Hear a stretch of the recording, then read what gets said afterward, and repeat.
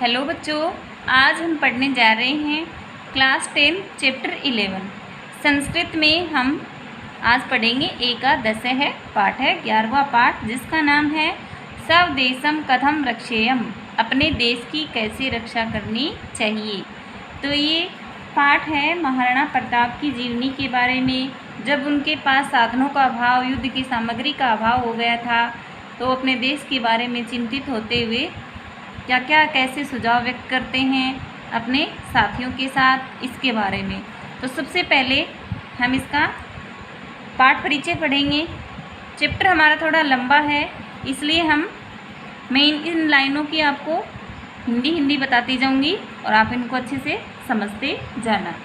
तो पाठ शुरू करने से पहले जिन बच्चों ने अभी तक मेरा चैनल लाइक और सब्सक्राइब नहीं किया है, तो प्लीज़ मेरा चैनल लाइक और सब्सक्राइब कीजिए, ताकि सब बच्चों के पास मेरे वीडियो पहुंच सके। तो सबसे पहले पाठ परिचय हम शुरू करते हैं। इयम एकांकी, मैं हिंदी बता देती हूँ। यह एकाकी डॉक्टर नारायण शास्त्री कांकर द्वारा रचित है। इन महोदय का जन्म जयपुर नगर में हुआ। इन्होंने संस्कृत भाषा में अनेक एकांकियाँ लिखी हैं।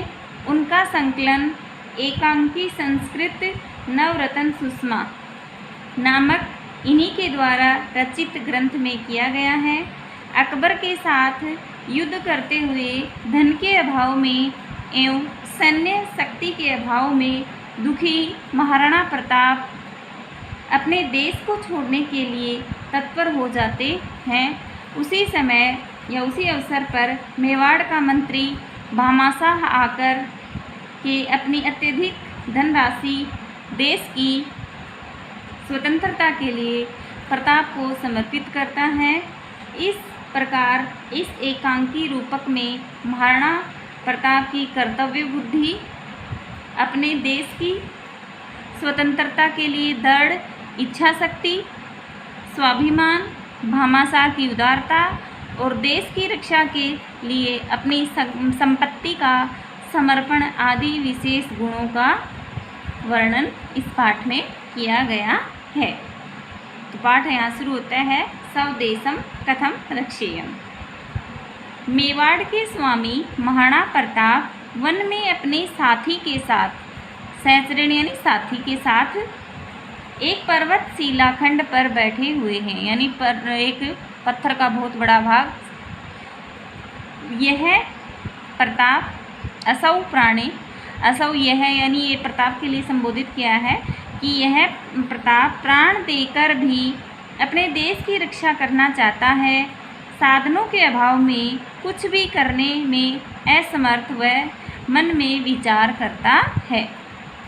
प्रताप, अरे धिक्मम, अरे मुझे धिक्कार है, यदि मैं अपनी मातृभूमि की रक्षा नहीं कर सकता हूँ तो मेरा यहाँ निवास करने से कोई लाभ नहीं है। दीर्घ निश्वासती यानी लंबी श्वास छोड़ते हैं। तत्प्रविशति कश्चन राजपुत्र सर्वदार है। उसके बाद कोई राजपूत वीर प्रवेश करता है। सर्वदार, सरदार, राजा के योग्य प्रणाम करके, यानी राजा को प्रणाम करता है। महाराज की विजय हो, विजय हो। प्रताप, लंबी श्वास छोड़कर, हाय धिक्कार है, हे भाई, विजय ध्वनि करके क्या तुम मुझे लज्जित कर रहे हो। सर्वदार, सरदार, हे प्राणाधार, हम सभी के प्राणों के आधार स्वरूप प्रताप, प्राणाधार यानी आप ही हमारे आधार हैं। आप यह क्या कह रहे हो, क्या बोल रहे हो, वह यानी बोलना, कहना। अपने धर्म के लिए आपने सभी कुछ किया है, स्वतंत्रता के लिए सभी कुछ सहन किया है। आपकी हमेशा ही विजय होगी। प्रताप, किस प्रकार की विजय होगी? मैं तो अपने देश का परित्याग करने के लिए तत्पर हूँ। परित्याग यानी छोड़ने के लिए मैं तैयार हो रहा हूँ। क्यों? कि वो सोच रहे हैं कि शायद मैं अपनी मातृभूमि की रक्षा नहीं कर पाऊँगा। द्वितीय सरदार, दूसरा सरदार उठकर सांजलि, सांजलि यानी हाथ जोड़कर, नहीं नहीं महाराज, जहाँ जहाँ आप जाएंगे वहाँ वहाँ हम सब आपके पीछे आएंगे, हम आपके सेवक हैं, अनुचर हैं। प्रताप एवं नैवाचम, ऐसा नहीं कहना चाहिए, मैं आपका कर्तव्य हूँ। आपकी वीरता व धीरता ने देश की रक्षा के लिए महान सहयोग किया है। या फिर आप सभी यहाँ मातृभूमि की सेवा करो। तृतीय सरदार, तीसरा सरदार बोलता है, नहीं भगवान, हमारी सेवा आपके हाथ ही है, हम तो आपके साथ ही निवास करेंगे। प्रताप जैसा आपको अच्छा लगे वैसा ही करो, मैं आपको विवश नहीं करूँगा। विवश यानी मतलब मैं आपको जैसा कहता हूँ वैसा आपको करने की कोई ज़रूरत नहीं है, आप जैसा उचित समझते हैं वैसा ही आप कीजिए। महाराणा प्रताप के साथ सभी अनुचर वहाँ से उठकर भीलों के आवास के बीच में से निकलते हैं। प्रथम भील, पहला भील बोलता है, हाय भगवान, आज कैसा समय आ गया है। प्रताप भी अपना देश छोड़कर अन्यत्र प्रस्थान कर रहे हैं, अन्यत्र यानी दूसरी जगह। दूसरा भील, पता नहीं इस मेवाड़ देश के भाग्य में क्या लिखा हुआ है। हे दीनदयाल, हे परमेश्वर, तुम भी आज इतने निष्ठुर कैसे हो गए हो, यानी भगवान को वो कोस रहा है। अब तीसरा भील, हाय धिक्कार है, बेचारे प्रताप के पास न तो वराकश यानी बेचारा, ना तो जीवन चलाने की सामग्री और ना ही युद्ध की सामग्री है। मातृभूमि की दुर्दशा को अपनी आँखों से वो कैसे देखेंगे। रोदिती और रोने लगता है। ये सब भीलों का प्रलाप सुनकर एक सहचर बोलता है, हाय धिक्कार है, ये भील सत्य ही कह रहे हैं, यह समय देश और धर्म के लिए शुभ नहीं है, किंतु क्या किया जा सकता है। तलवार को निकालकर महाराणा प्रताप को देते हुए, दत्त यानी देते हुए, हे प्रभु, आप इस तलवार से मेरी बलि दे दीजिए। अपनी आँखों से मैं मेवाड़ देश की दुर्दशा को नहीं देख सकता हूँ। द्वितीय सहचर, दूसरा सहचर, सत्य ही है, इस समय जीवन नरक के समान बना हुआ है। नरकायत यानी नरक के समान। भील, हाय, हमारे जीवन से भी क्या लाभ, यदि हम देश की रक्षा के लिए कुछ भी नहीं कर सकते हैं तो हमारे लिए मरना ही श्रेष्ठकर है, कल्याणकारी है। प्रताप, हाय धिक्कार है, आप सभी यह क्या कह रहे हो, आत्महत्या करना महान पाप है, यानी ये कायरता है सबसे बड़ा। रुको रुको, कष्टों को सहन करके, सोढ़ू यानी सहन करना, कष्टों को सहन करके वीर गति से मरना कल्याणप्रद कहा जाता है, यानी अच्छा कहा जाता है। इस प्रकार आत्महत्या करना तो कायरों का कार्य है। नपुंसक यानी कायर।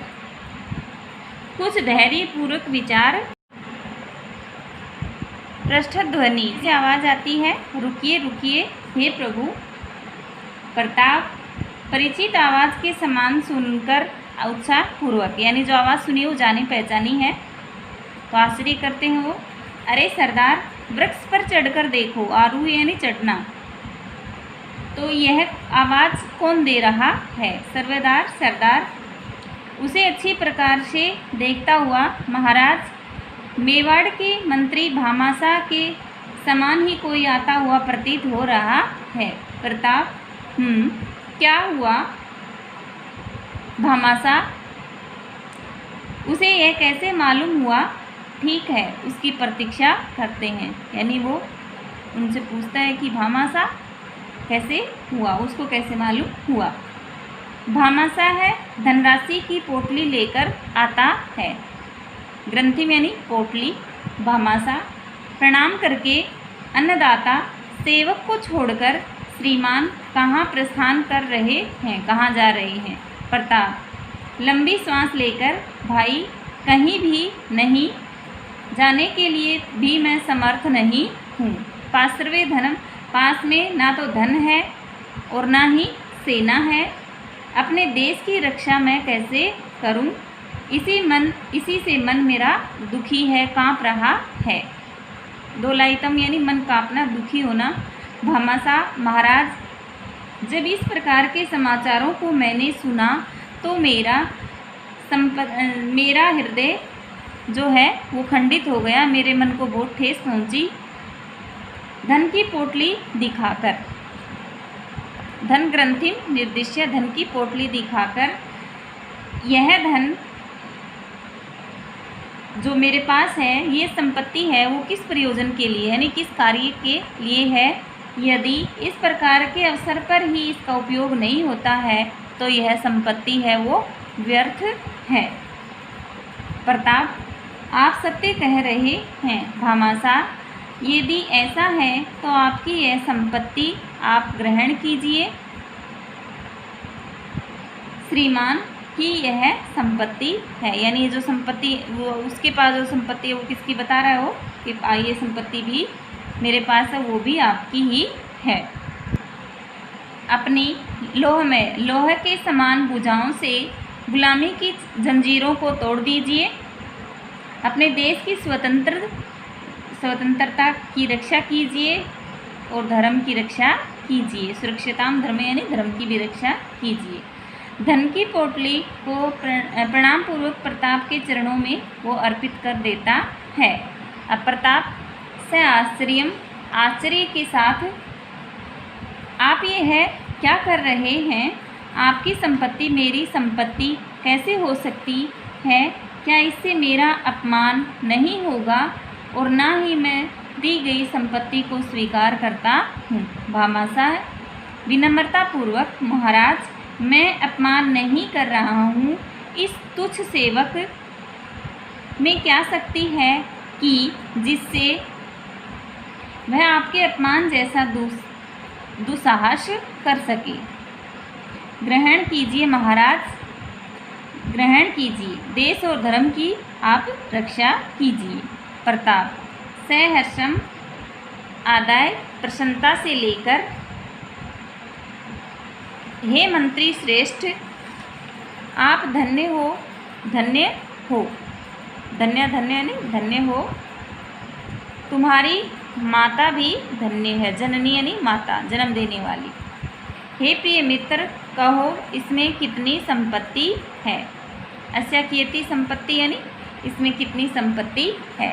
भामासा, प्रसन्न चित्त प्रणाम करके, हे महाराज, इतनी ही थोड़ी सी यह संपत्ति है कि इससे 12 वर्षों तक 25,000 सैनिक प्रसन्नता से युद्ध कर सकते हैं। यानी 12 साल तक 25,000 सैनिक हैं, वो आराम से इसके साथ खुशी से युद्ध कर सकते हैं। प्रताप, अहो, अरे, तब तो क्या कहना चाहिए?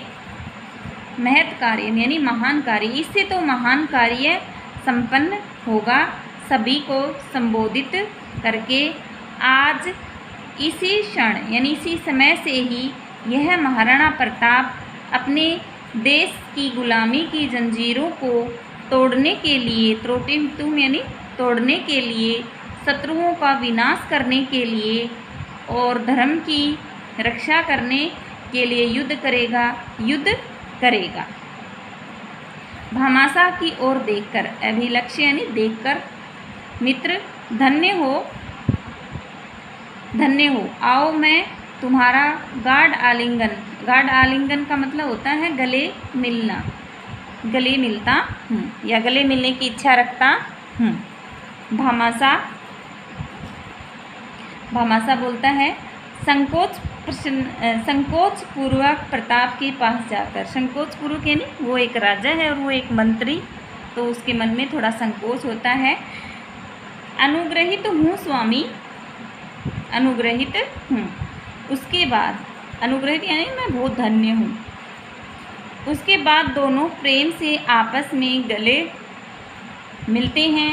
दोनों का मिलन देखकर, विलोक यानी देखकर, सभी साथी प्रसन्नतापूर्वक, धन्यो अस्ति राणा, महाराणा प्रताप धन्य है और मंत्री भामाशाह भी धन्य है। दोनों का परस्परन जो मिलन है, आपस में जो मिलन है वो भी धन्य है। धन्य हम सब, धन्य वयम सम, और धन्य हम सब भी हैं। और समय से धन्य, और समय भी धन्य है। यह पुण्य में दर्शन भी धन्य है। यानी धन्य धन्य यानी जो उसको देख उनके मिलन को, अपने आप को और उस देश को, ये सब धन्य बता रहे हैं। अपने देश की विजय हो, विजेता में यानी विजय हो।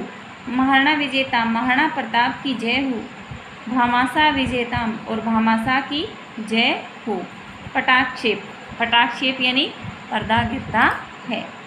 तो इस वीडियो में हमने इस पाठ का हिंदी अनुवाद पढ़ा। अगले वीडियो में हम इसका प्रश्नोत्तर पढ़ेंगे। तो जिन बच्चों ने अभी तक मेरा चैनल लाइक और सब्सक्राइब नहीं किया है तो मेरा चैनल लाइक और सब्सक्राइब कीजिए। धन्यवाद। जय हिंद, जय भारत।